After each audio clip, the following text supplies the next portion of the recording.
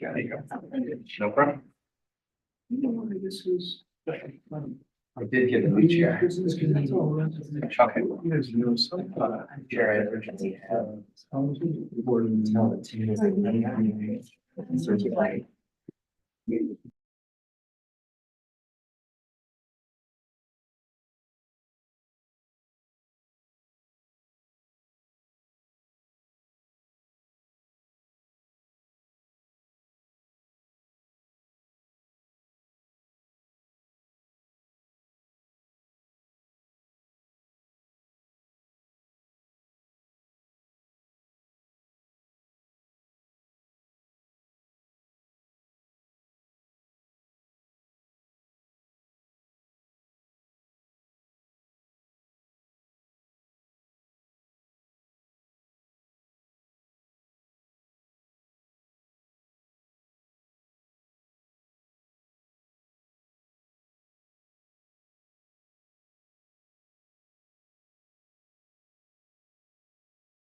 Oh, I suppose I have to fix. We feel it all the time. Yeah.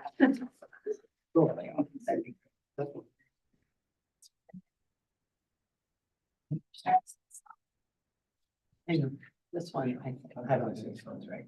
They're 2 minutes. Neither of them. Yeah. They're off again? Yeah, it's actually 28. I give don't know up. why I give you up. can't fix it. Every week. Incredible guy. Projects get people signed. I'll let you take on the That's rest. pretty substantial chunk You of want me to get real one? But No, no. I mean, I got it. I don't think so. Interest rates. Oh, I know, you didn't. No. Yeah, between us and all. Yes. Yeah. It's not quite as. No. There's a special reason. Like, it's not this one salad, you know, much out of a very. It's got. From my perspective. It's very interesting.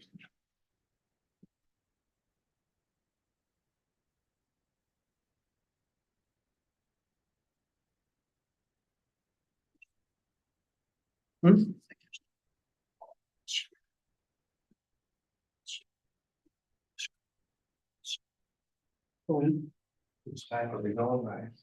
The average. The average is somewhere. Mean average? Average? No, whatever.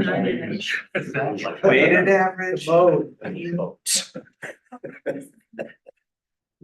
All right, let's call this meeting to order. Are we recording? Yes. Good. All right, for the record, this is a meeting of the City of Harbor Springs Planning Commission, Thursday, January 4th, 2024, 5:30 p.m. Welcome, everybody. Welcome back from holiday and vacation. It's time to get back to work. We got a lot of good things to do. First of all, I'd like to especially welcome Mackenzie, our student representative. Welcome. Thank you. Yeah, and you are likely a junior. That's when these things mostly happen, right? Yeah. And so our student representative, Mackenzie Bowman, has some family history with the Planning Commission. Is that right? Yeah.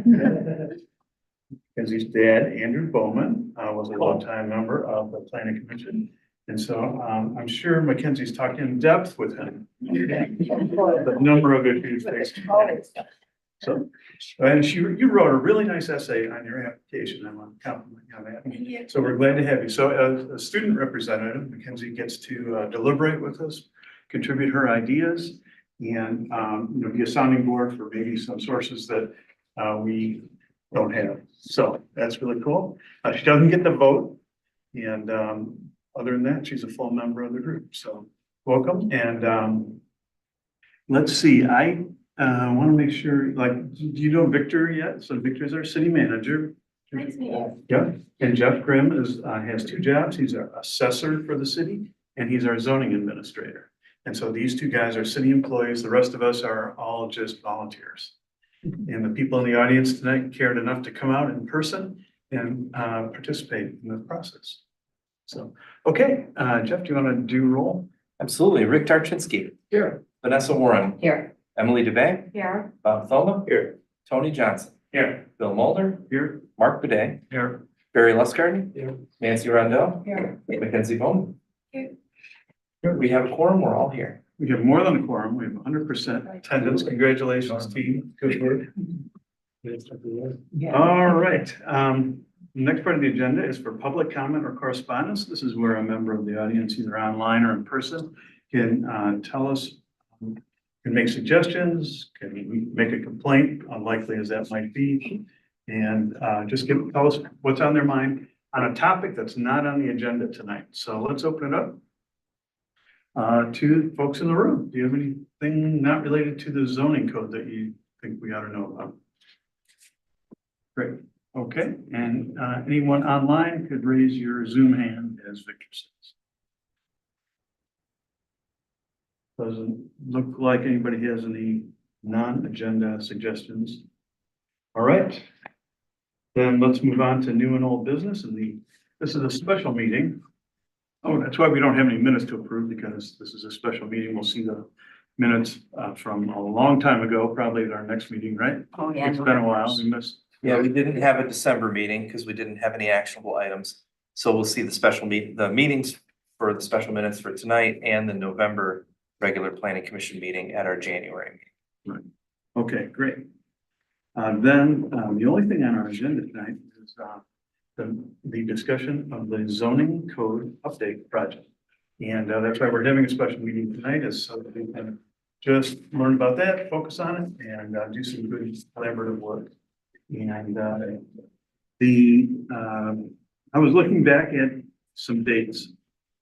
And the City of Harbor Springs master plan was adopted in April of 2022. So coming up on 2 years ago, doesn't seem possible. It's been a while. And I was looking back through some other things, and we discussed collapsing zoning districts in March of 2023 when we were all working on it together, trying to determine what the right approach would be. So that's coming up on a year that, we've been talking about zoning. And then we started the idea of a subcommittee to work on these things offline. That was back in April of 2020. So it's been about 9 months that the subcommittee's been working on this, and the members have participated in that off and on are Emily, Rick, Mark, Nancy, and me, as well as our staff members. So quite a share of us have had some role in dipping in and out based on their areas. And so the objective tonight is to brief you, everybody, about where we stand on our recommendation for zone. That sound good? Okay, great. Why don't I come up and Victor, we're projecting slides online. If you want to answer. Yeah, I might do that.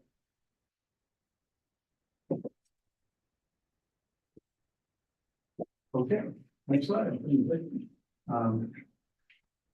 So here's the outline of the meeting, and coincidentally, these are the major concepts that we're recommending that the planning commission really get comfortable with and focus on. And next slide.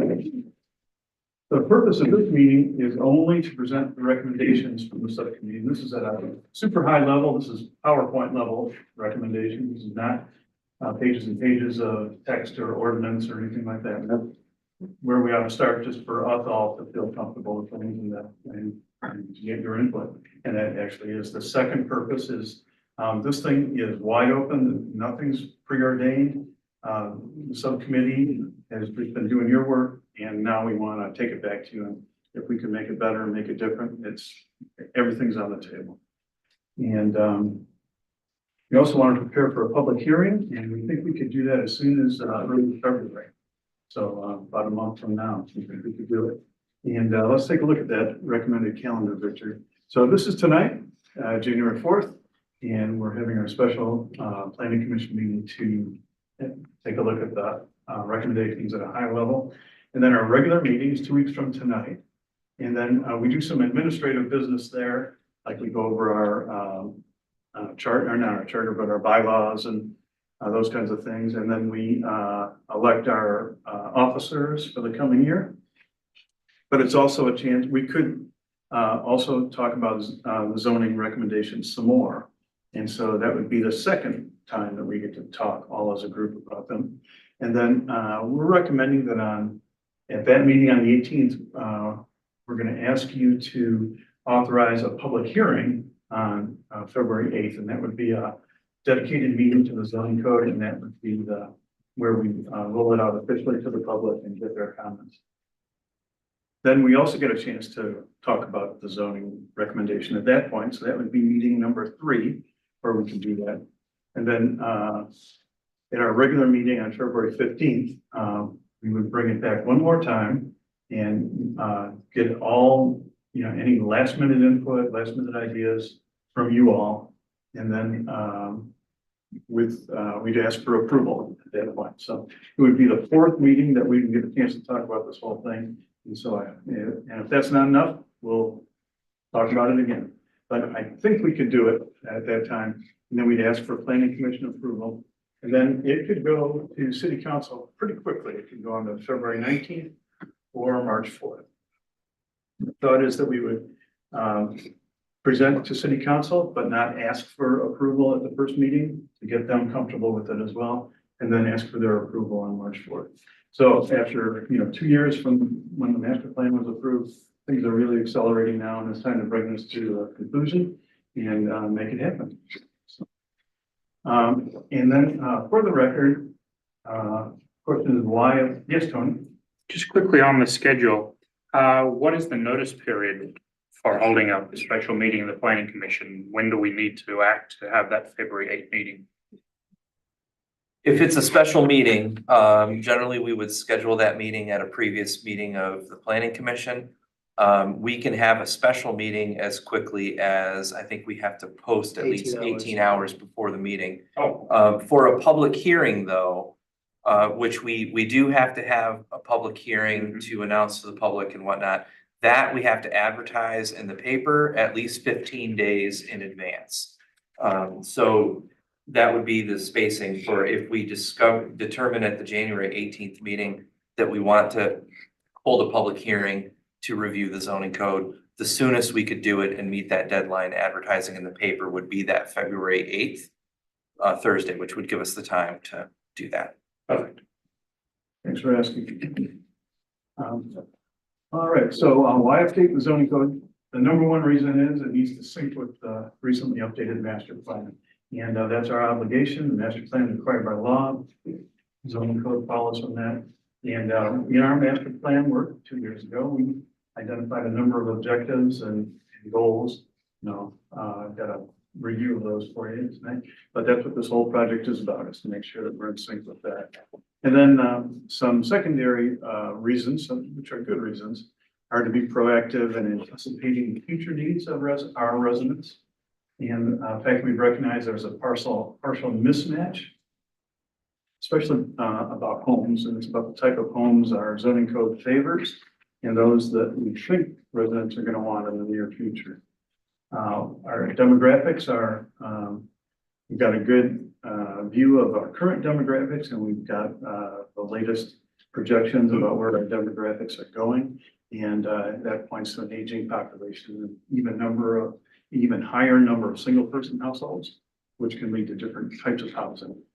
And we also want to provide more choices for residents about how they use their property, how they configure it as they age and as their household makeup changes. And we've learned that housing demand in the region remains very, very high. And it's not our responsibility alone to solve that, but we think we could make some improvements for our residents. And so I pulled out the applicable goals from the master plan that would lead us to our zoning work. And we don't have to go over each one of these things. Let me just see if there's anything on this slide that really jumps out. One of those things was to consider permitting land uses that would attract more people to downtown and loosening restrictions on optimal uses. And I think you'll see some of that in the work. Let's see, this one has research and explore alternative housing types, which we're doing. See that strongly here. We've explored a form-based zoning code And there's a lot of wording about preserving the city's small town character. We believe that the recommendation does that. And, yeah, consider expanding the permitted uses in downtown districts. This goal calls out the need to maximize desirable community use. There isn't much that addresses that, but maybe you can find some things that do. And this one we didn't really get to about redevelopment of existing private property in the waterfront district. We haven't seen anything that would be applicable that would encourage that. And but that was a goal that we set out. And they're also want to encourage open views from the water to the land. And so this, you have now seen a lot of this. It was, a lot of it took place in October when we did the public overview. And at the highest level, our zoning code was clunky and difficult to use and confusing for residents and for city staff. And they've done a great job keeping it going so far, but it was time to get it into a new modern format. So we were looking to simplify, streamline, modernize, and replace words with tables where we can, and to make things clearer. And then there were some requirements that are addressed in building codes at the county level that were redundant. We didn't need to have different requirements there. And we wanted to sync with township and county where necessary or where appropriate, to simplify and eliminate bureaucratic processes. And it was March last year where we started talking about zoning districts, and we all sat around and, you know, looked at the different colors on the map and brainstormed about how we could possibly simplify the 17 zoning districts that we have today. And it looked promising. We all said, yep, looks like there could be a good way to do that. And we did. And on the next page is recommended zoning districts. And we reduced from 17 districts down to 9. And I think we found a good way to do that. You all saw it over the summer and then in October as well. And we've got some storyboards that we used with the public previews, and we can look at those, and we've got printed copies for everybody. Including the audience. Okay. And here's how we collapse those districts. And really the big numbers came in the residential.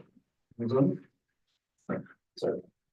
Where we collapsed a number of residential districts into a big district that covers most of the geography of the city of Village Springs, and it's the residential neighborhood district. And then a couple of the other residential districts were collapsed into residential waterfront. And between those are far and away the the majority of the land area in the city. And the rest then are for business and some other special uses. Residential multiple, pretty much same mobile home, central business district. I'll tell you some details on that in a minute. Convenience business district, we simplified 3 existing districts into 1. And waterfront 2 districts into 1, manufacturing stayed the same, and community stayed the same. So let's look at the next slide, Jack, if you would. And so this is a summary of the key aspects of each of the new districts. And residential neighborhood is the biggest one. Residential uses that we're recommending for that are single family, which is today, as we have today, duplexes, triplexes, which would require special land use, and accessory dwelling units. So commercial uses that would be also home occupations, and a new concept that we're bringing to you tonight called an accessory commercial unit. So that's kind of a cousin of an accessory dwelling unit. And that's the way that we're recommending to bring in some low impact neighborhood businesses that could exist in our neighborhoods. And it would be a benefit. I'll tell you a whole lot more about that. So that's one of the big concepts, new concepts for tonight that we want everybody to help us continue to think through. Residential waterfront property. This is every property that borders on the lake. See those here? Every residential property that is. And the residential uses are exactly the same as in the other neighborhood district. And the commercial uses are the same as well.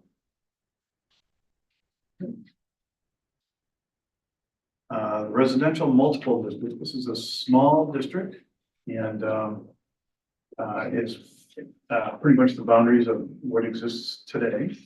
And the residential uses we're recommending in that would be multifamily, so 5+. So this is consistent with the uses that are there today and some of the main businesses that exist today.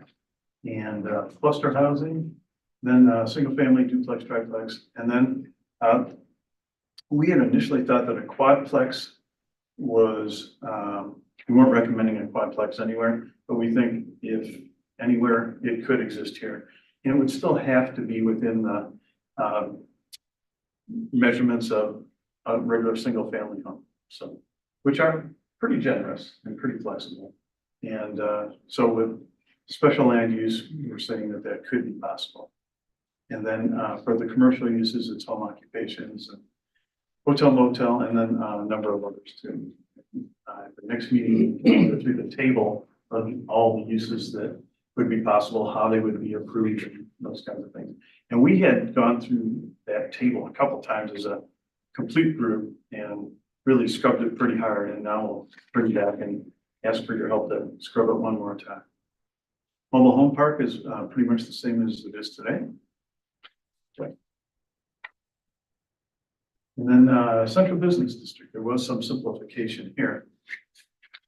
This is an expansion of the current central business district to include the former B1 and B2 below the bluff. So now the only business zoning district below the bluff would be central business district. And this has a whole lot of uses. And then for the first time ever, we're recommending some design guidelines for new construction and renovations in the central business district to really focus on keeping the character of our downtown, which is a precious thing. Residential uses, really upper floor residential uses are still permitted. And if somebody wanted to build a single family home, they would require a special land use, would be unlikely. Since central business district gets some strength from having contiguous businesses. Commercial uses are a ton of commercial uses, retail, food related, alcohol, and many more. And then, so businesses above the bluff would be collapsed into a convenience business district. And there are residential uses in there, including single family, duplex, triplex, quadplex, and you could have an ADU as well. Commercial uses, this is where shopping center could go, retail, auto repair, food and alcohol, and a ton more businesses as well. Okay. The waterfront district has about the same boundaries as today. You don't allow residential use there, and the commercial uses are nautical and private club and a number of others. Manufacturing, same as today, which is really just up in the corner with food storage and all that. And we also put in some alcohol related businesses as a possibility. Food manufacturing and many, many more as well.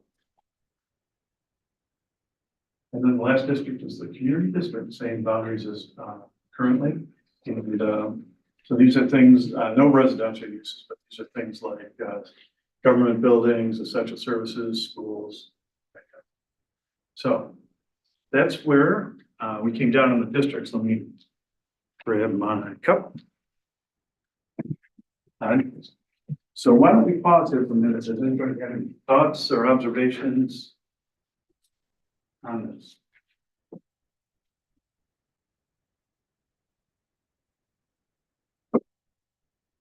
So on to the next.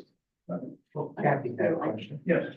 Just a couple of things I want to make sure I understood. Under the residential neighborhood, the triplexes require a special land use.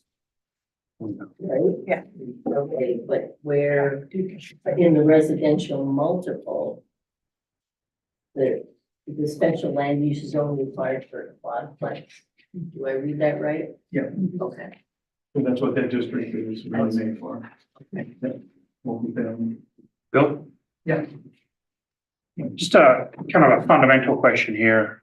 In the earlier slides, we're talking specifically about meeting the needs of residences.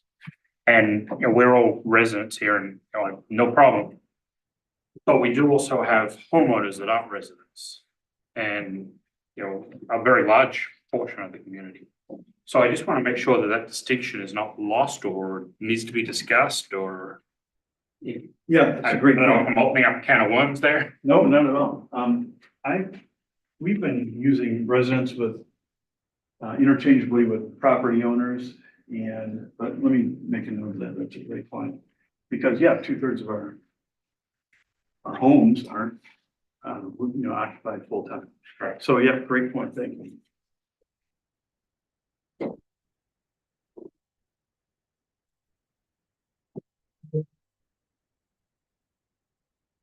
Okay. Next slide, please, Victor. Welcome back. Mhm. Yeah, next slide. Oh, next one. Next one. Next one. Keep going. Okay, and this is changing topics now. This is a follow-up on a conversation that we had, I think, a couple meetings ago. And the idea of flag lots came up and whether or not that could be a useful and beneficial approach that we ought to incorporate in the zoning code. A flag lot is a way to potentially open up some more property for housing. And it takes advantage of an existing lot perhaps that's deep. And by building an access driveway, a property owner could have one or two flag lots behind their home. And you all gave us the charge to go ahead and explore that, and did. And we came to the same conclusion that we think it's beneficial, it could be useful. It's not going to be a widespread solution. There aren't all that many lots that are super deep and that this would apply to, or that people would want to do it to their property. But we think it's worth including as a possibility. Along the vein of giving property owners more flexibility to adapt their property to their changing household needs. So, that's, we're recommending, yes. So something like this wouldn't have been allowed before? Correct, yeah. Our current zoning code requires that you have a certain amount of frontage on a street. Got it, And so okay. this would permit lots that have extra depth where you could just have, let's say, driveway access that would open up to a larger lot behind an existing lot. And a year ago, we were throwing out a bunch of different things to do with lots, making lots smaller, doing different things. Is the flag lots, was that pretty much the only one that was vetted that's coming out of that? No. No, there's a lot more coming. Okay, Yeah. thank you. The lot size was adjusted and we standardized a minimum lot size that's the same size as our smallest platted lots in the city today. So Okay, yes, we did actually reduce the minimum size of every lot. Yeah. Then also did work with the setback requirements. nice. And got those up with a much more reasonable. Yeah, thank you Thank you. for reminding me. of that. Sure. Can I ask a quick question? Sure. Would this involve the creation of an additional lot? Would this, a flag lot, would that involve a lot split? Yes. Yes. Yeah. Yeah. Because it has to meet all the requirements of what's required for a legal lot. Yeah, but it would end up with a second fee simple. Property. Owners. Yeah. But there can only be two. No more than two. But there was two behind. Two behind. So there could be three. Three total. from one. Well, yeah, there's a first one and two new ones. This was a great middle ground where, let's say that you have a lot that's wide enough where you could split it and have two lots on the street. You know, that's pretty simple to do, simple lot split. And then you basically go from something like that to jumping to, if you're gonna do like 4 or 5 lots, that would require coming to the planning commission, possibly doing a condominium master deed to kind of govern that creation. This is something in the middle where, let's say your property is maybe not quite large enough where you can have multiple properties on the street, but you have enough depth where you could do something in the middle. Previously, that wouldn't have been permitted. This provides an avenue to do something like that, that might not necessarily need, you know, like a full plan, like a condominium.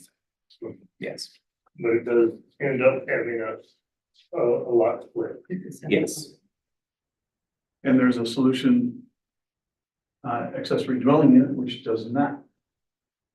So there All right. are both kinds of solutions possible. Okay, next slide.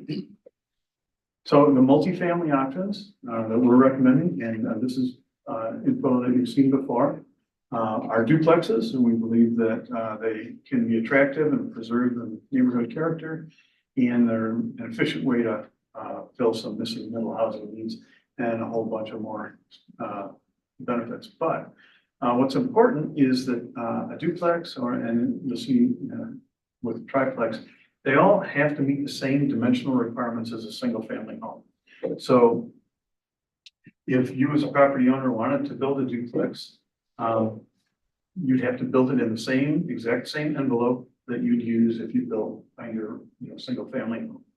And so that's why we believe that this isn't threatening or disruptive kind of a solution for the community, because the form can take, it'll be the same size, same massing, and it might just have 2 doors, and they might be on different surfaces or different planes.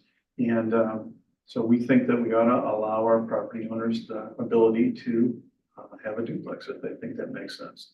And then we have another slide on there, I forget. Nope. So we had a big discussion about, could they be rented? And we came down saying, yes, I mean, that's historically been the purpose of the duplexes. Perhaps an owner lives on one side and rents out the other side to a long-term tenant. That provides housing opportunity for the tenant, provides income for the owner. The owner's on site. It's really a positive thing for the community, probably for the very few people that would want to do it. And then we had a big discussion about short-term rentals. And initially we said, no, we should not allow short-term rentals. And we just pushed ourselves again to think it through.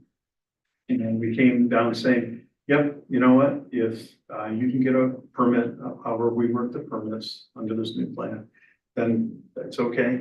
And if, that's the way you want to use your property, then you ought to be able to have a chance to do that.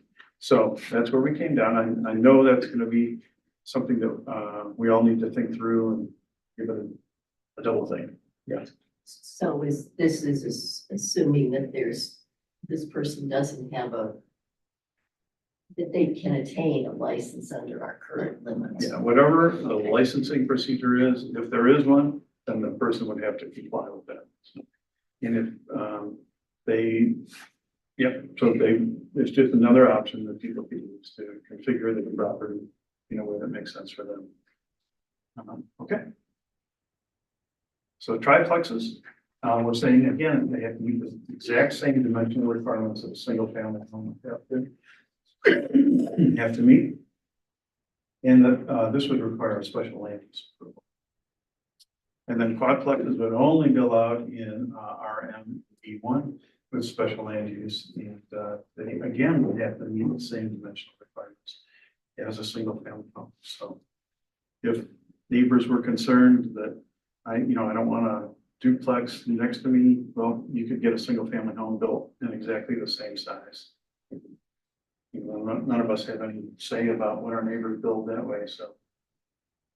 We think it is a modest and fairly effective proposal.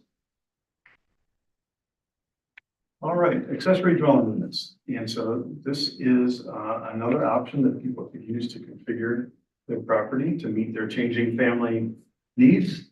And the difference here is that this could be a structure on your property that stands alone. It would be detached, and the ADU cannot be bought or sold separately from the main house, so it's not a lot split. It can't have separate ownership. And it could be used by, a caregiver, it could be used by a family member, it could be used in any number of different ways. It could be rented out long-term. So here's where we drew the line. We said, if we're gonna do ADUs, there are a lot of good purposes, a lot of beneficial purposes for them, but we said, not short-term rentals on accessory dwelling units. And I think we talked about a lot of the benefits of those things, and they're coming on strong around the country. And how many people could build one? How many people have a big enough lot? How many people have the financial ability to build one? We don't know. Yeah. Stepping back, I don't think any of these are going to be large scale solutions. And, but it's in the vein of giving property owners more ability to configure the property in a way that makes sense for them. So it's just one of a number of tools. And this brings us to the cousin of the accessory dwelling unit. This is the accessory unit. And this was something that we worked on mentally quite a lot, trying to get our arms around whether or not this could be a good idea or not. And there are a number of resources that are advising that residents and property owners are going to want more neighborhood business opportunities.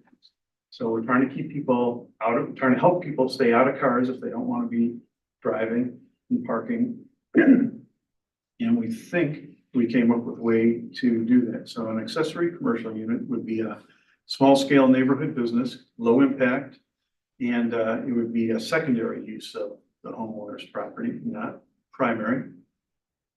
It could be attached or detached. And here's the key part. The business operator has to be the homeowner and has to live on site. So, and it would be very limited hours, not very, but it would be limited hours, signage, limited paved surfaces. Maximum size would be up to 800 square feet or 50% of the principal residence, whichever is less, so pretty small. And it would require a special land use approval. And Will parking be addressed for these? that's a good question. I would say the answer would be yes, because we are requiring special land use approval. And part of that approval would be making sure that they meet certain standards. And parking, I think, would be something we would address in those standards. And I think we discussed looking at reviewing the standards as the other day versus like 1.5 cars per unit or whatever, 2 point, and making it a little bit more realistic. Okay. Something to work with, but it is something that needs work. Well, we're also aiming to make this more walkable. I mean, Yeah. that's one of the reasons we're doing this. So it's something we have to think about. If it's necessary, or are we just trying to get people to come to these? I agree. I don't want a bunch of pavement to make sure that we have to have a lot of It's something we cars. need to- It's up for grabs. I mean, we didn't really say And specifically. another way to look at it is that they can also be used to promote these or not promote them. Just what kind of parking is required? How easy will it be to achieve these things? And so that has to be sort of determined.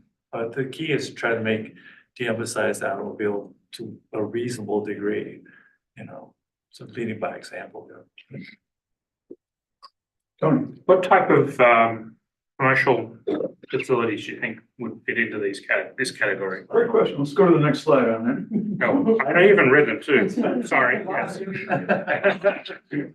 So here's what we came up with, based on, the kinds of businesses that we think are actually already being operated out there, and based on what would be valuable to the community.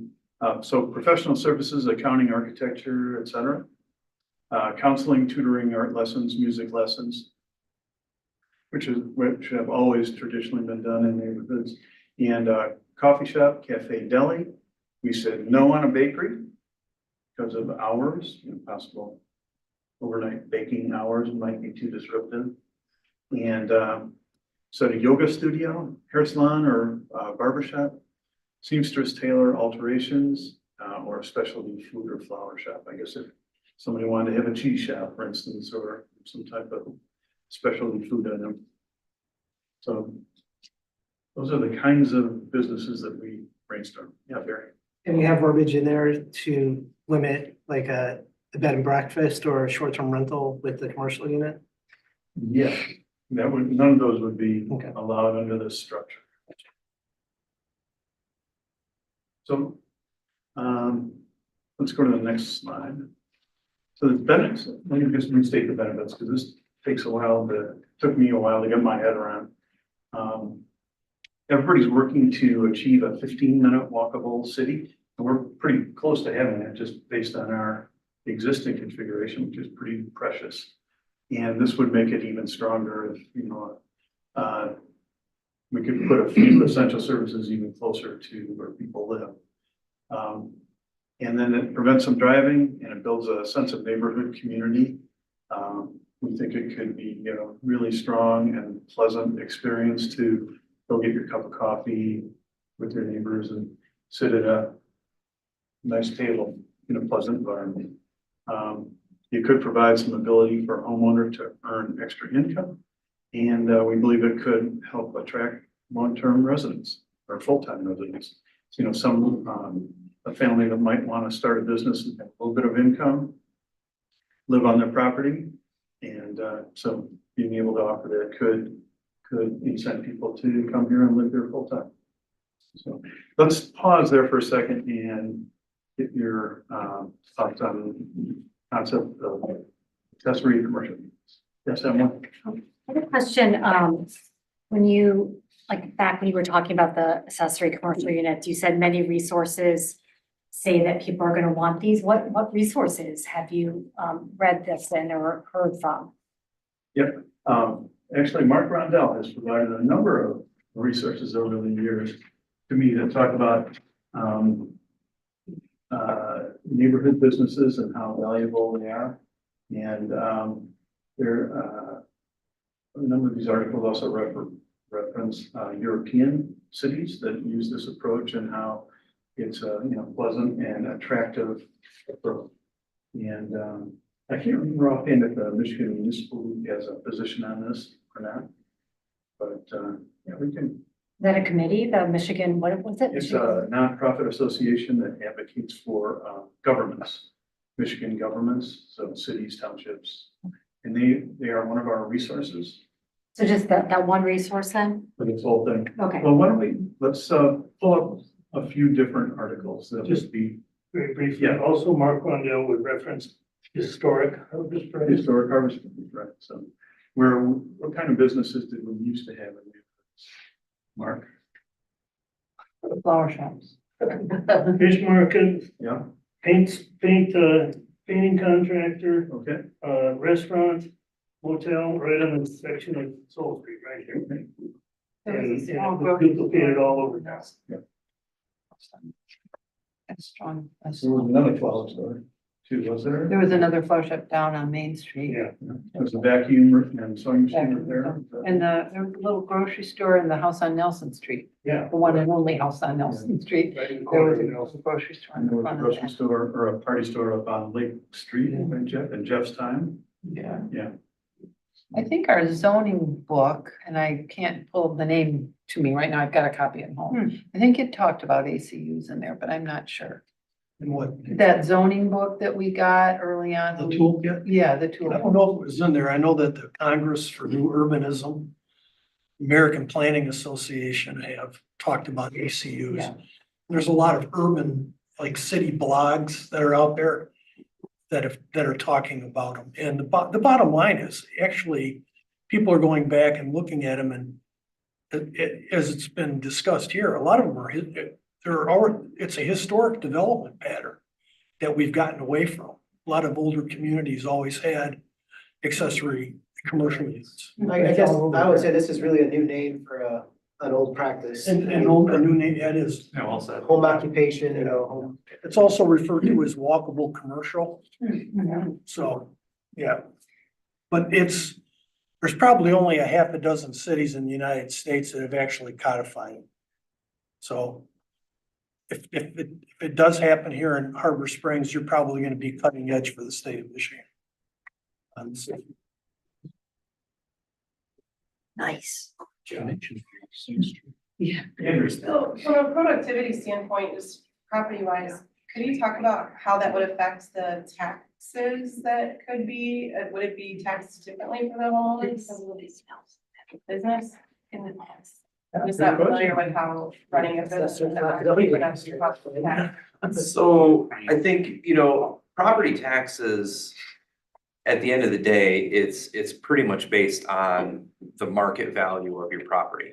So if having some type of mixed use or allowable commercial use on your property, if it's found that adds value, that those properties then start a trend to sell for more, then that might affect property values. But again, that's referenced in the value of the property. They can sell it for more and their use of that property. That would be one effect that it would affect them. The other method that it may affect some properties is if it's, as we're talking about ACUs, with that being for people that live at their property, there's also the principal residence exemption, which exempts you from up to 18 mills of school operating taxes.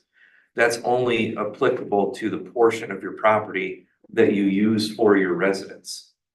So if you have a portion of your property that you're dedicating towards a different use, you would still get your principal residence exemption on the portion that you use as your residence, but not on a portion that you use for some other use like a business or secondary like rental income portion of your property. So those would be the potential tax implications that a property owner would need to take into consideration when choosing what to do with their land. Well, I was thinking more of like advantages for the municipality to have an increased tax value on a parcel that is, could be made more productive. There absolutely certainly is that, Yeah. as, property values increase and property taxes then increase appropriately, then there could potentially be some extra revenue for the city, yes. Is there a minimum size Minimum size. for these? Like, can I start sharpening knives in my shed? And making that a business? Is there a minimum Right now, there's size? not. No, there's a maximum. There's a maximum under condition. I saw that there was, I was just wondering, if I can start something in my shed. And what about like, where they have a semicircle of what's called the kiosks? Each box is a different merchant or supplier or whatever. So there's like maybe on that piece of property, there's 8. No, that wouldn't happen because for ACU, the owner has to live on the property. So they couldn't set up and rent out kiosks to other people. That wouldn't be possible because the owner of the unit has to reside on the property. Okay, well, what about me? So I have 175 feet down the hill. Okay, See where I'm going? I could why do, would you do I think there's 100 only one. very many different kiosks? Like you can rent it out to business owners to have. And So here it says the business operator must be the homeowner. So you can't have several and, okay. rent it out to another business. And if you were envisioning only one business. per- Even if that's maybe his we could business, add that is in to there. have somebody to business owners. Bob, what you're talking about would certainly be possible, let's say in our B1 district, right? Where we are expecting more businesses to be. These are ideas that are more in a residential neighborhood, but still providing some level of commercial use that's not quite a full business, that's a standalone business, and not quite a home occupation that takes place inside someone's home, but some intermediary in between there. So there's some way to bring in some limited commercial use into a neighborhood to add to the appeal of a walkable community. But not so far to be a full-on business. That helps There's a elaborate. lot of these in Sarasota. Yeah. In residential neighborhoods. But also it required special approval, so each one of these has to come before the planning commission anyway.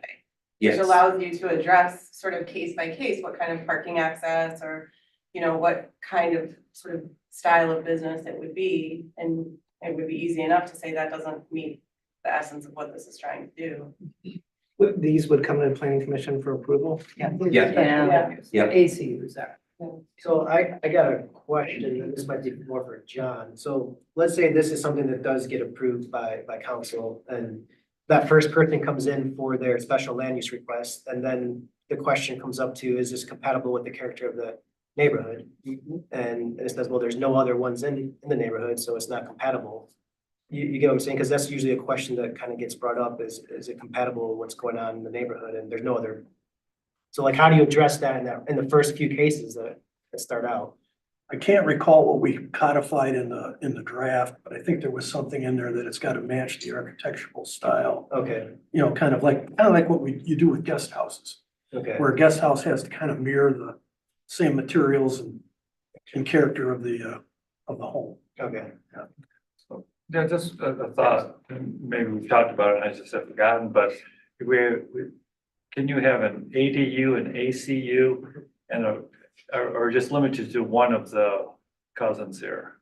We talked about that. What if you Yeah, I live forget in what your did we say? ADU? I think and we'll get into this when we start reviewing the draft of the code, but I believe what we put in there was that, if you could have up to 2 dwelling units on the property, kind of as a by right use. So whether that's a single family home plus an ADU or guest quarters or a duplex. But once you add a third something, like, ACU. well, an ACU would, even if it's just a single family home plus an ACU, that would automatically be a special land use. Right. And require coming to the planning commission. But anytime you would get to 3, even if it's just residential, that would automatically trigger coming to the planning commission as well. I believe that's where we have Yeah. things in the draft that we'll be reviewing and discussing. Right. Okay. So, I think as I read it, an ACU could not be put on the side of a duplex. Correct. It's gotta be separate. that's right. And then one other question for those of many of us who have do some work from home for our other jobs, that's not going to be somehow defined as a commercial operation, is it? It's the home occupation. Right. Occupation. Yeah, if it's something that you're doing within your dwelling unit, and we have some language that covers that. If there's no signage outside advertising your business, no storefront, everything's being done inside your home. You don't really have a lot of visitors coming in on a frequent basis. That would be more codified as a home occupation, which wouldn't require coming to the planning commission for approval. So if I'm just, have an office in my home where I do some accounting and I do all of my contact with, people on the phone or via email, that wouldn't require this. If I wanted to have a little parking lot, maybe a little shingle sign or something out, kind of advertising my business or something that would have a little bit more traffic coming to, that would bump you up to this ACU requirement. Perfect.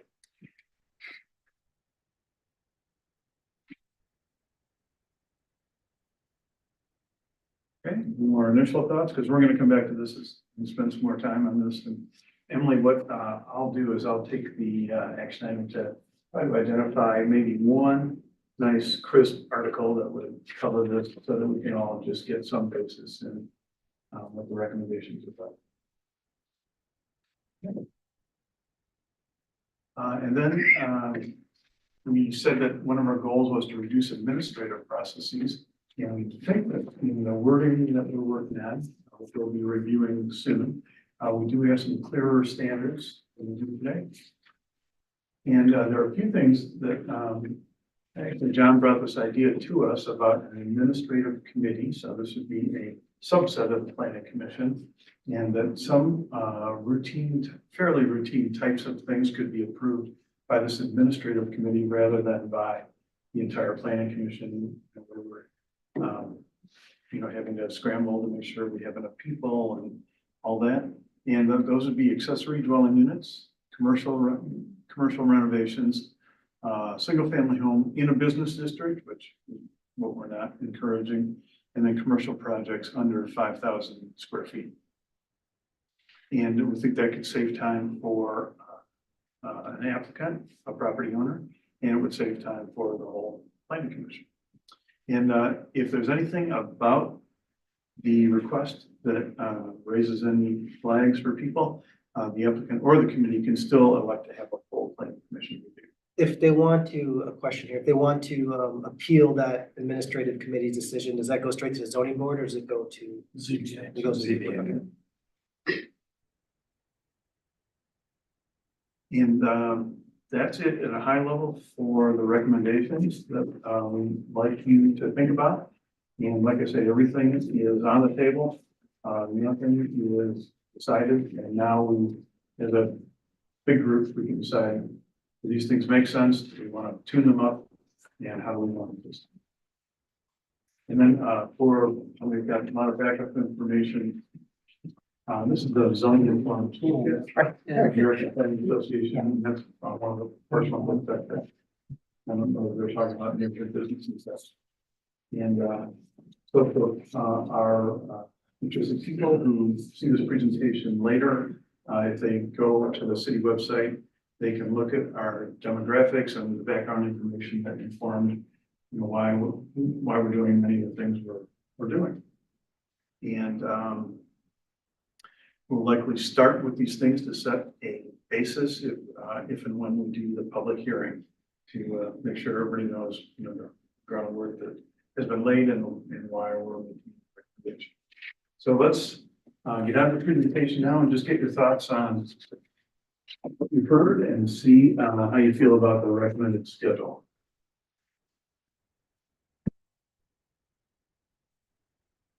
I'll offer an insight on the schedule. I think it's optimistic and like a little aggressive. I think that's fine.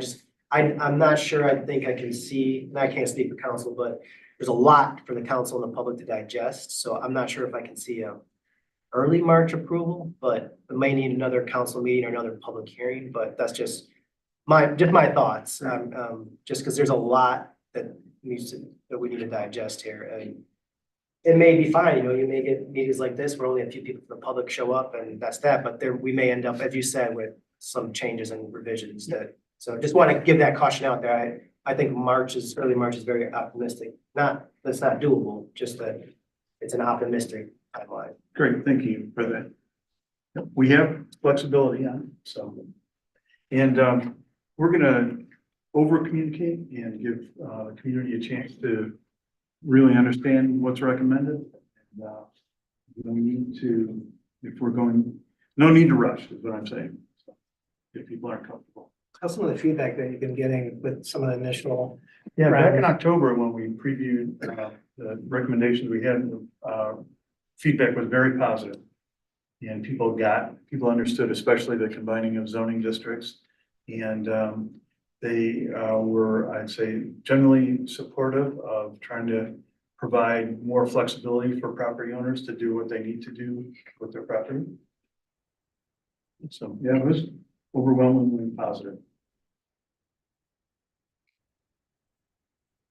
Well, this is an outstanding job that you guys have done. Well, thanks, Bob. This was a lot of work. Thank you.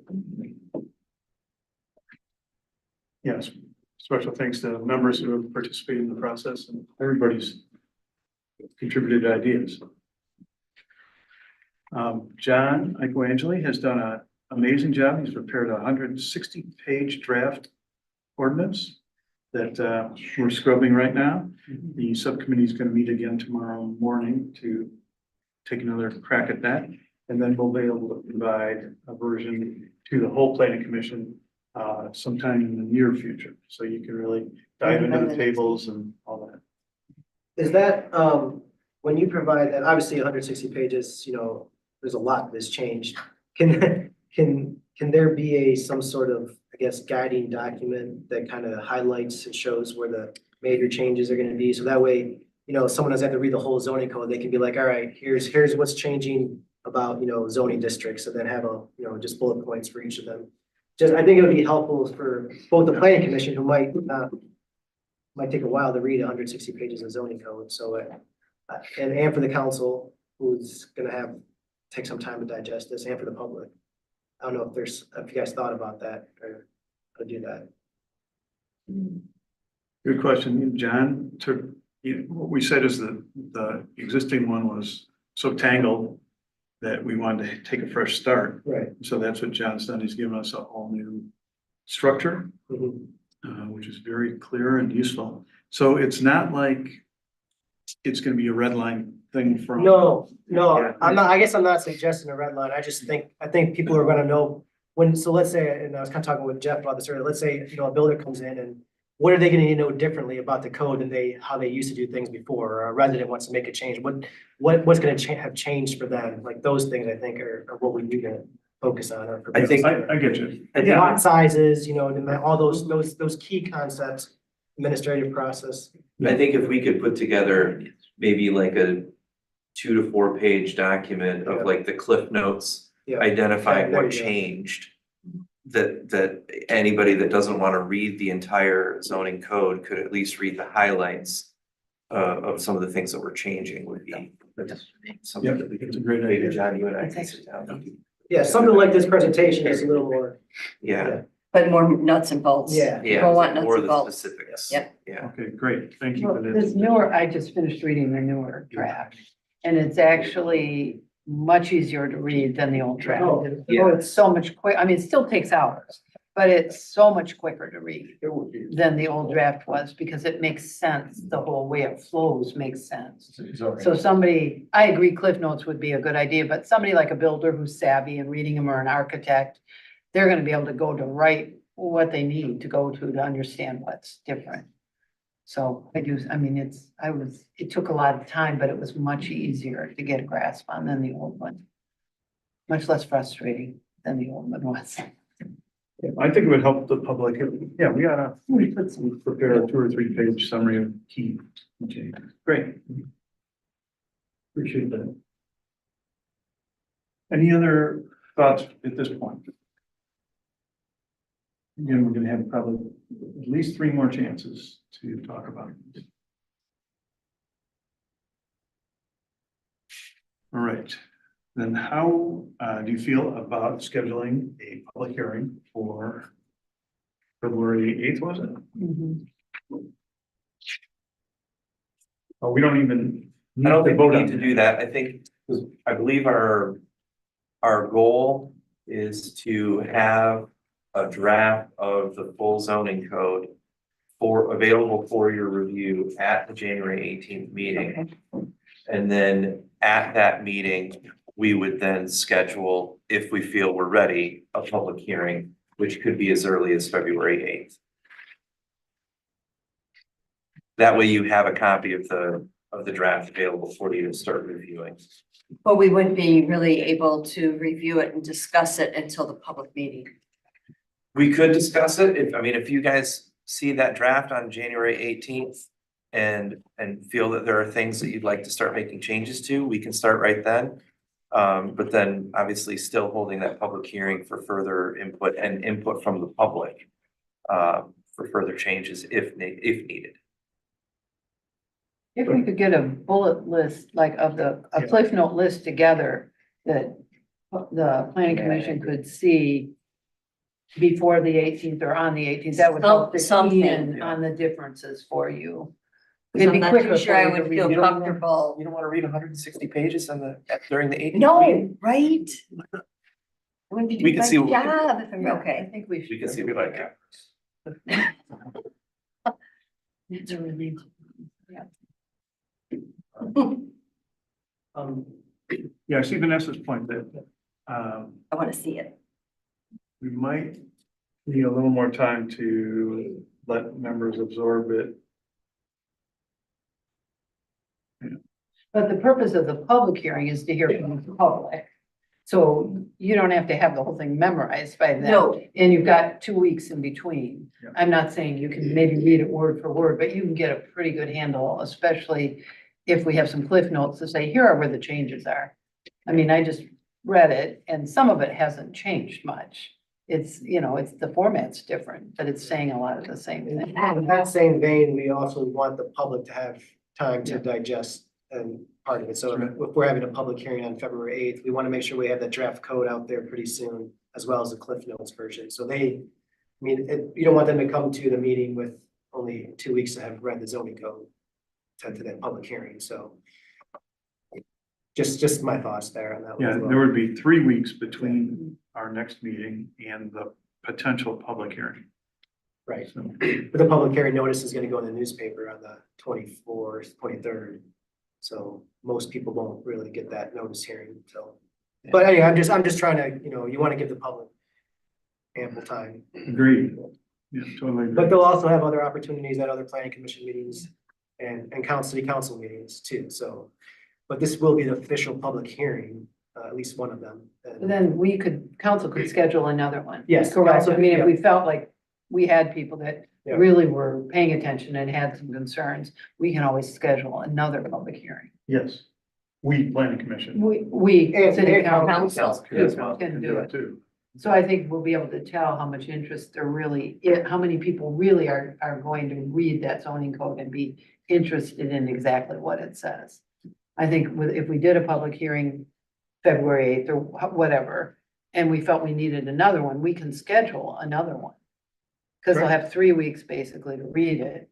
And I think the people that really are gonna pay attention to it are probably gonna read it within those 3 weeks, at least the portion they're concerned about. That would be my guess. Anyway, Right. so we can see. We don't need to decide anything tonight, and we're on the calendar for 2 weeks from tonight for our regular organizational meeting and to talk about next steps on this and to talk about any aspects that you've thought of in the intervening period. How do the other 2/3 of the residents know that this, like, remind me of the different ways that they know that this is going on? Right. If they're, like, they can see it online and then in the paper. and Yeah, then- I can speak to that a little bit, the way we have to communicate. So, of course, there is the traditional ways of the website. This will go out in the newspaper. We do have our, social media pages, of course, that people follow us on that we post the stuff on Facebook. But I would say we do also have emails. You can sign up for emails too. So we have about 220 people signed up for email notices for city meetings. So, if they're really care and really pay attention, they will sign up for those emails. And every time a meeting comes to the planning commission, they'll get this agenda and packet emailed to them. So we do have a lot of people who don't live here full time that subscribe to that email listserv. Our newsletter, it was actually in our newsletter, just went out and yesterday. So we have different avenues. Hopefully the newspaper picks up does an article, at the Harbor Light on it. That way it'll attract some more attention. And then word of mouth. I mean, those are really the ways we have right now. And the email, is that when you go to the website, that's the text my gov? No, that's Okay. different. That's different. The email is constant contact. So there's a page that you can sign up to which boards or commissions you want email notices about. And you can sign up for that. Yeah, so. All right. Well, thanks for the initial input and for hearing the report from the subcommittee. I appreciate it. Again, we don't have to decide anything tonight. We're on the schedule for a regular meeting 2 weeks from tonight. Bill, I would ask if you want to ask for any remaining public comment. I don't think we did. That's a great idea. There's a few people on. Thank you. Yeah. Anybody have any thoughts from the audience? Great job. Well, If you're on Zoom, you can raise your Zoom hand.